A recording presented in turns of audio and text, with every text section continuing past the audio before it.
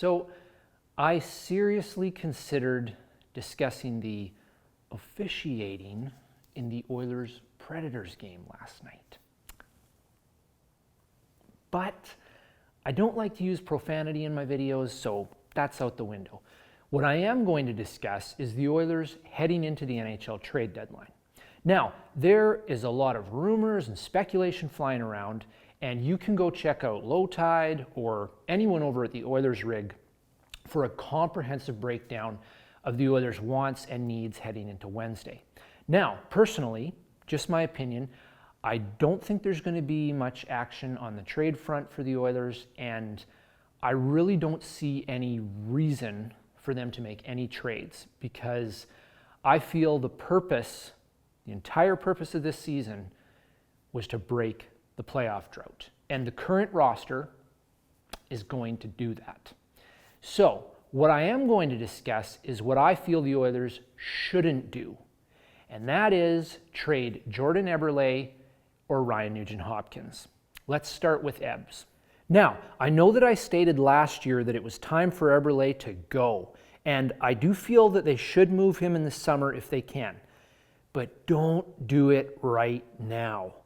First of all, his current value is terrible. I know there are a lot of really good players struggling to score league-wide, and he's no exception. But that's not even the alarming thing about his game. What's so concerning is he seems to have completely forgotten how to shoot the puck. He hired a shooting coach over the summer to teach him how to improve his one-timer.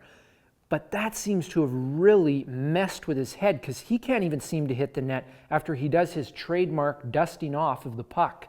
As for Nuge, for a guy who's only 23 years old and looks like he's 12, he's playing like he's 40. He looks exhausted out there. I don't know if he's playing hurt, but he's got no jump in his step. His work in the face-off dot hasn't helped at all either, as he is well below 50%. This has crippled his line as they're chasing the puck more than half the time at the start of every play. How he hasn't improved his work in the circle in 6 seasons is beyond me.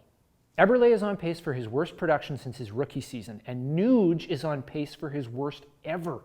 And when you add on to that the fact that each of these guys is making $6 million over the next few years, that's difficult to even move those contracts, never mind get full value in return.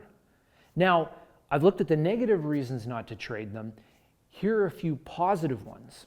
Both these guys are in completely unfamiliar territory. They're used to just putting it on cruise control and taking it easy from January onward. This year, they're in the thick of the battle. And to their credit, they are buying into McLellan's game plan. I haven't seen any toe drags or dipsy doodles at the blue line all year that result in costly turnovers. Both guys chip and chase consistently. And I think this has caused both of them to lose some creativity. But they are putting the team first. They're also both playing in unnatural positions on the power play. They used to have a lot of magic with Nuge sending a cross-seam pass to Eberle for a top-shelf goal. That is ancient history now. That is a coaching issue that needs to be rectified. For two guys struggling to score, this really isn't helping, but the good news is it's fixable. And finally, they deserve to play a playoff series in Edmonton. After all the years of their careers that they've wasted there, the organization owes it to them to get something tangible out of it. And I know this is in the back of everyone's mind. Eberle scored some of the most clutch goals in World Junior history. He may surprise everyone, including himself, and light it up in the postseason. Now, if you've been watching my YouTube channel for any length of time, you know that I just love redemption stories. So seeing those two guys experience playoff hockey in Edmonton for the first time ever is at the very top of my list of things that I'm looking forward to seeing in April. Which brings me to one more thing. I want to know what excites you the most about playoff hockey returning to Edmonton.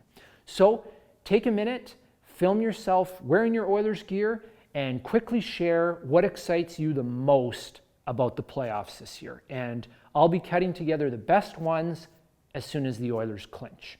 Remember to shoot it horizontally and not vertically. and you can share those videos with me via Google Drive or Dropbox.